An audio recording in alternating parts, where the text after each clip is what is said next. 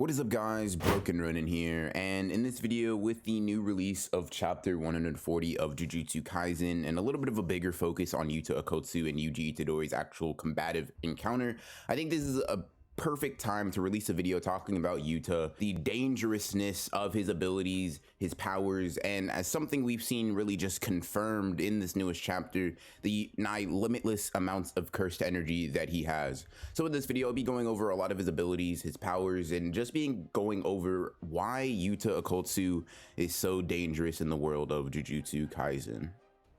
Now, there are dozens upon dozens of reasons that Yuta is such a dangerous fighter to go up against, whether you be a curse or shaman alike. But let's go over some of the biggest and arguably most prevalent and important abilities and kind of aspects of Yuta that make him so dangerous. One of them being the core of every person that is basically a powerhouse, excluding people like Toji and Maki, of course, is cursed energy. And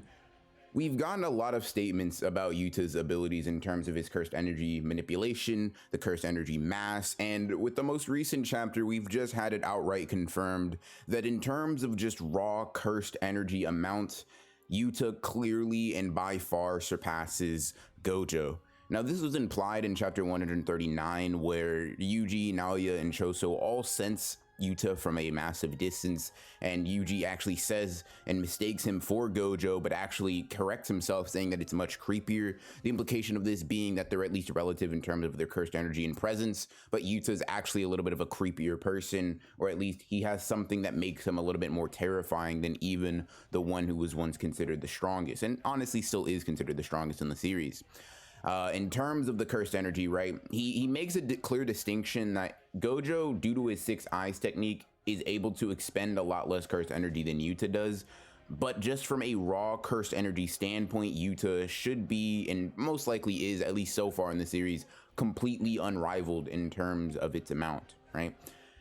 This leads to a couple of other sub-problems. For one, because of the mass amount of cursed energy that Yuta has and his ability to evenly and proportionately put it all over his body, it makes reading his cursed energy and therefore his attacks and line of thinking when going into combat extremely difficult. For the same reason that Yuji's cursed energy was difficult to read at one point because it lags, Yuta's cursed energy is very difficult to read because it's all over the place and it has this massive amount of aura where no part is really favored, because each blow, regardless of whether he's going all out in that blow, is probably a killing one nonetheless. On top of that, this cursed energy allows Yuta, who considers himself a rather weak fighter, to actually amp himself to the degree where he's keeping up with Yuji in hand-to-hand combat and in terms of their physicality. Keep in mind that while Yuji isn't one of the strongest characters in Jujutsu Kaisen, he is known for his superhuman abilities, his superhuman combat strategies, at least in terms of just hand-to-hand, his speed, his overwhelming strength, and Yuta is able to keep up with him with almost no problem, with Yuji even considering him a fast combatant. This is extremely important because this means that Yuta is able to amplify himself with cursed energy to a degree that is basically unrivaled in the series. Yuji does make a clear distinction that basically every shaman or every curse or really any cursed energy related combatant in the series uses cursed energy to amplify their stats and make them much stronger. But Yuta has so much and so much at his disposal that this amplification allows him to do things such as keeping up with Yuji in close combat, and actually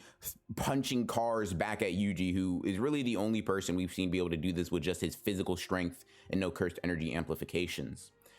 Another thing that's pretty interesting is also that a first grade shaman, a pretty prideful one at that, in Naoya Zenin, actually kind of just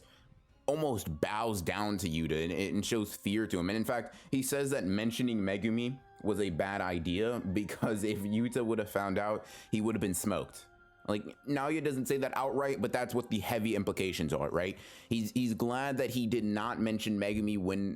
when Yuta was in earshot, because if he did, he would have been killed right along Yuji. So that's a pretty problematic thing. Next up, this is also stemming off of his cursed energy, but it's kind of ambiguous as to whether or not Yuta can still copy curse techniques. this is pretty bad because if he comes across characters with Yuji, it's not really that big of a deal because Yuji doesn't have any notable curse techniques.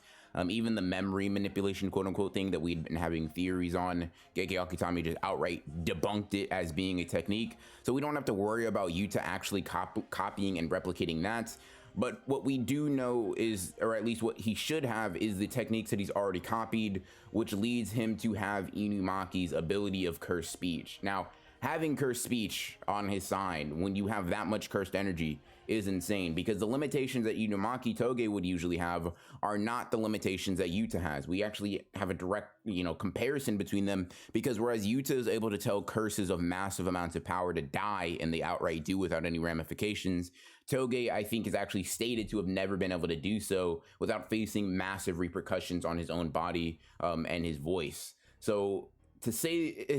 that that Yuta is a powerful combatant with a lot at his disposal is an understatement, to say the least.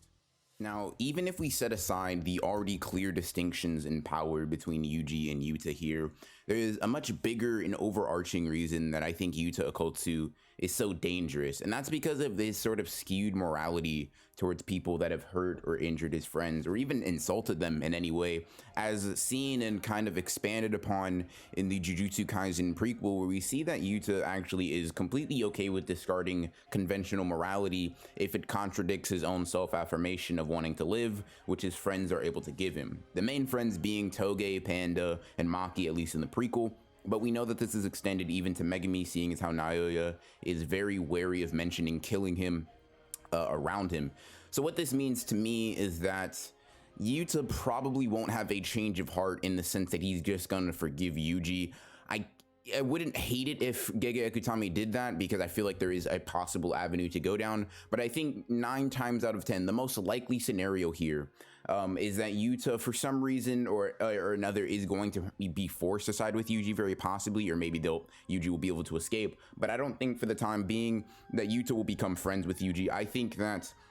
in terms of his morality, he doesn't really care if you're in the moral right or wrong. He's pretty similar to Megumi in that aspect, actually. But if you contradict his own beliefs and his own reasons for living, being his friends, he is completely fine with cutting you down in cold blood. And it is this kind of almost insane confidence and skewed morality that many of the strongest characters in Jujutsu Kaisen have that allows them to become so powerful and strong. For example, Megumi, when willing to throw away his life and pride in order, or I should say, willing to throw away that useless